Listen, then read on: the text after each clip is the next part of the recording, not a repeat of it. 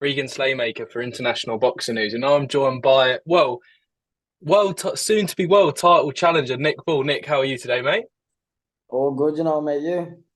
I'm very well, thank you. I mean, before we jump straight into it with your fight with Rey Vargas, I do want to talk about your latest win against Isaac Dogboe. I mean, I was ringside for that fight. I mean, it was a great fight. I mean, how do you look back on that clash with Isaac Dogboe? Do you know what? Look back on it, like I didn't really expect it to go the way it did, but obviously it's a good fight, in it. It was a good fight, and it was good to show that I can do a few of the things what people were questioning. Yeah, and just get the job done on a big stage and on the world level, so they were calling it, and then yeah, put me in good position for this next one coming up. Yeah, so it was good, but with that one, I've got a lot more in me to show, so I'm looking forward to that. But it is with different styles, make fights with opponents and that. So yeah, it was good though.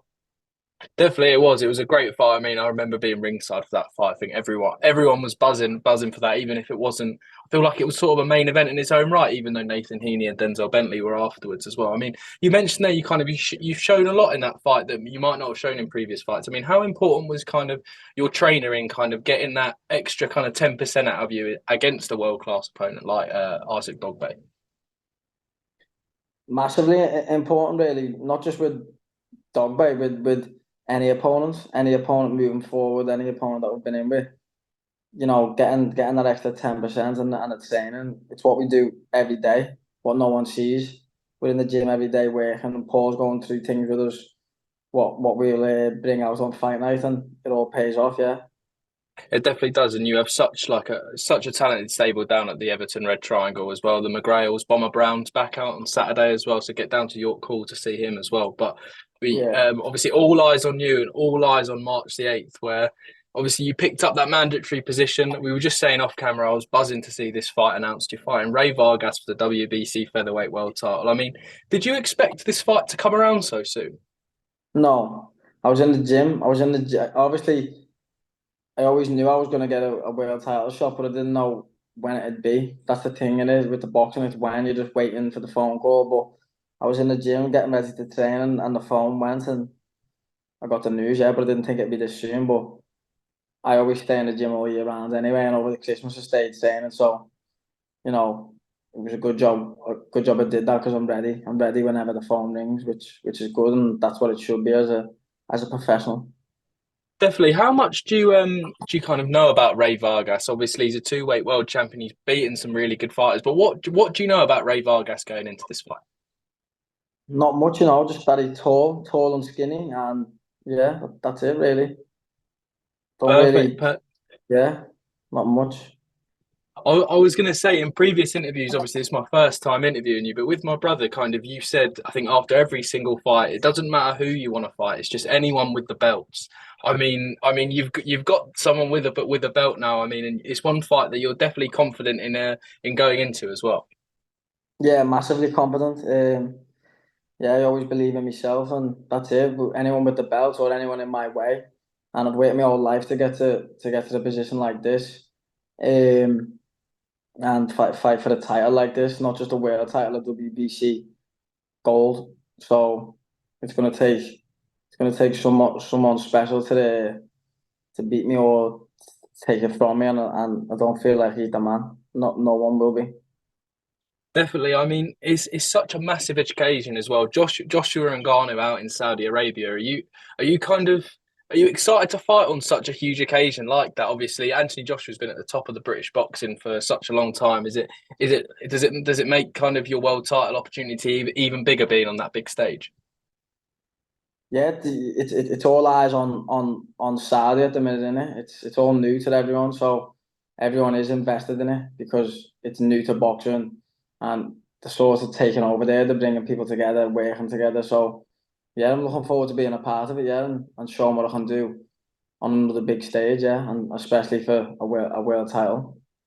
Definitely. Well, all eyes on March the 8th. And I think I speak for everyone in Britain. We all want to see kind of you do the business on March the 8th, mate, as well. But there was also kind of another thing announced on that press conference. I mean, this Queensberry versus Matchroom 5v5.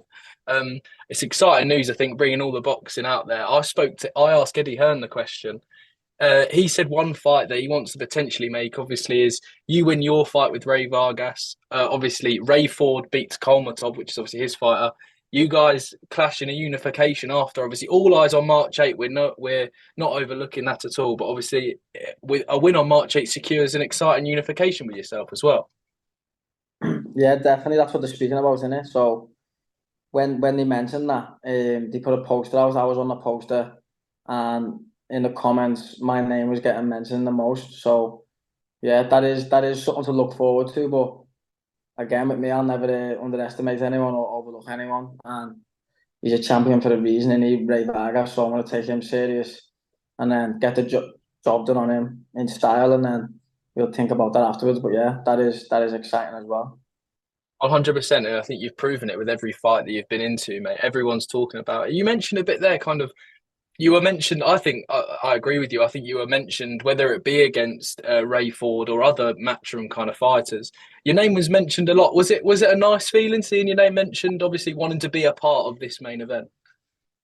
Yeah, it was, yeah, but it just showed people like my style, and what I'm doing is working, and yeah, people must like my style, and because people are buying the tickets for these boxing fights, they want to watch action-packed fights, don't they, and entertainment, and I feel like my style brings that. So anyone I'm in the ring with, whether what style it'll be, I'm going to be coming to bring a fight, so they'll be getting that out of me when they're watching me. So yeah.